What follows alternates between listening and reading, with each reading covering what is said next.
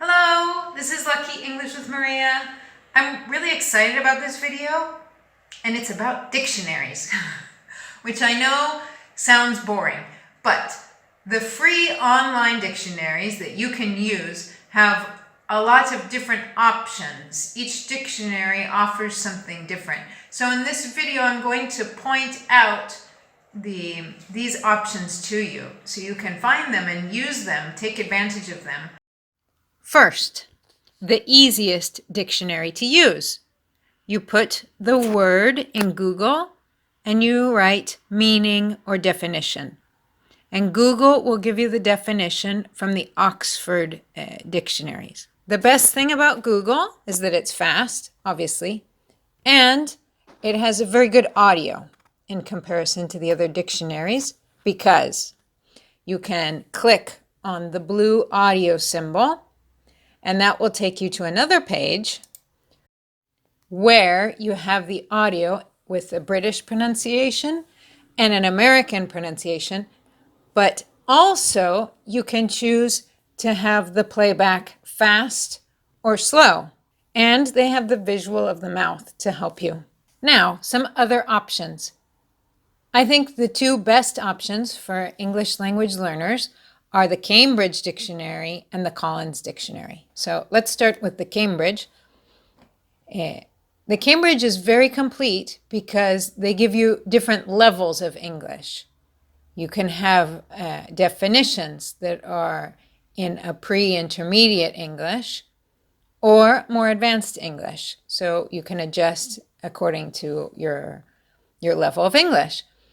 They give you a lot of examples with the words.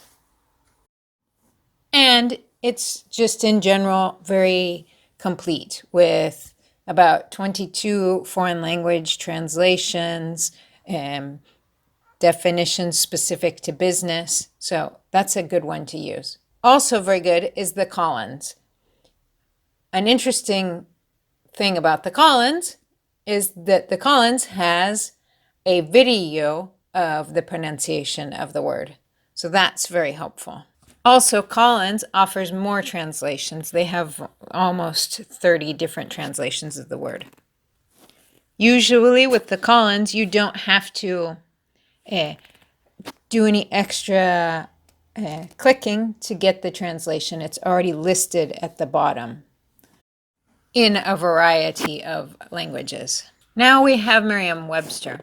The Merriam-Webster normal dictionary for the English language isn't very good, but they have a visual dictionary online which gives you a lot of detailed vocabulary with images. So you can look up different ideas and things, and you will get diagrams that are labeled with advanced vocabulary. So for example, here I have different kinds of sweaters, and you can see the list, the menu there on the side about all the different options. Vocabulary about the human body, about sports, about transportation. So that's very good to have a visual. Next is the free dictionary. This dictionary is amazingly complete. You have the definition with the audio in American and British with the flag, so it's easy to see which audio you're listening to.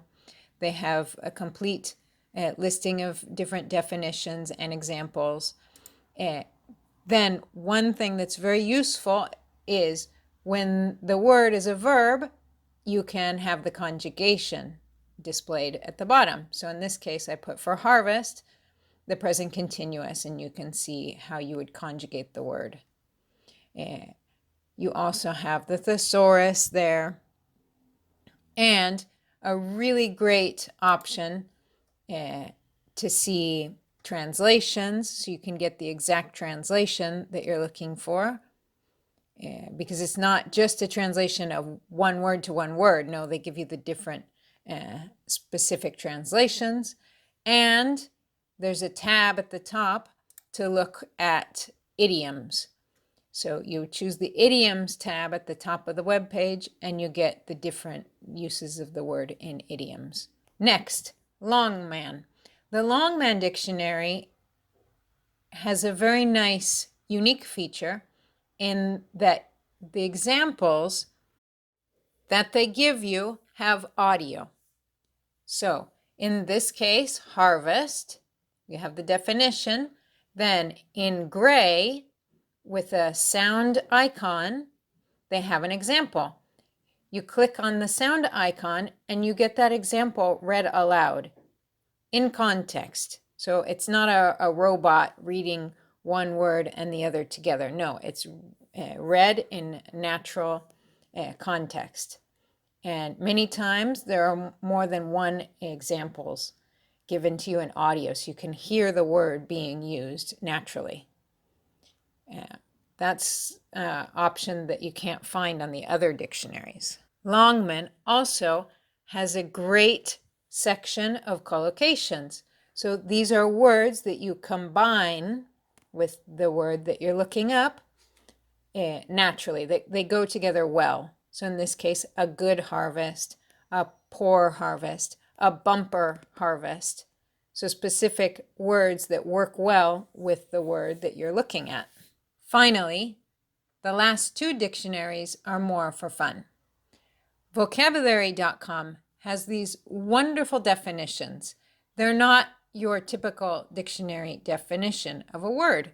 They're much more conversational. So this is an example of if a friend asked me how to define a word, how I might define it. Much more conversational. So they're more fun to read. Of course, it's more advanced English, but they can be more interesting for you when you're studying.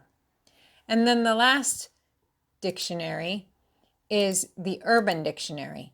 Now, the Urban Dictionary is great when you're listening to music or you're reading something in an online forum or on social media and people are using slang that you don't understand. You can put a word here and see the possible definitions.